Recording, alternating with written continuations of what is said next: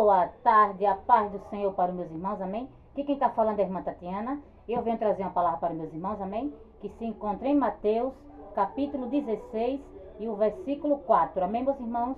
Mateus, capítulo 16 e o versículo 4.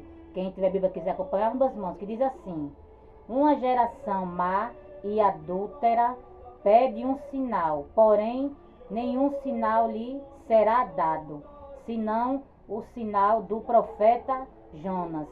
E deixando-os, retirou-se. Só até aqui, meus irmãos.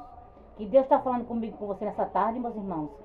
É que quando eu e você, meus irmãos, estamos na sujeira, meus irmãos, estamos no pecado, meus irmãos, no adultério, na fornicação, na prostituição, meus irmãos, que eu e você pedem um sinal, meus irmãos, jamais Deus vai dar um sinal para mim e para você, meus irmãos, porque Deus, ele é santo, meus irmãos.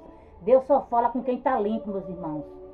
Se nessa tarde você quer ouvir um sinal da parte de Deus, que você venha se limpar primeiro, meus irmãos, que você venha se arrepender dos nossos pecados, meus irmãos, que é para mim você ouvir Deus falar comigo, com você, que é para mim você ter um sinal da parte de Deus, meus irmãos, porque Deus, ele pode usar a mim e você sim, meus irmãos, porque Deus, ele usa um bêbado, uma prostituta, né? Deus, ele usa, meus irmãos, mas para falar, meus irmãos, ele não fala não, meus irmãos, porque Deus, ele é santo. Deus, ele só fala com quem está limpo, meus irmãos.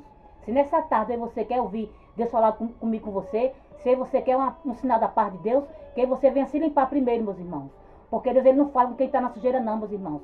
Deus não fala com quem está no pecado não, meus irmãos. Porque Deus, ele é santo, meus irmãos. O Espírito Santo, ele é santo, meus irmãos.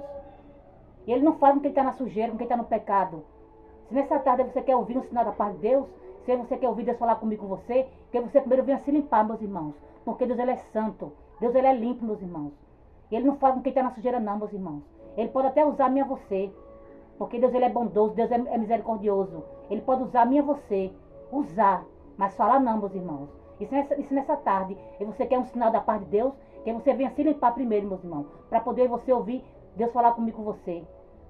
Porque quando você tem um sinal da parte de Deus, meus irmãos, quando Deus falar comigo, com você, meus irmãos, e você não se perde não. E você tem direção.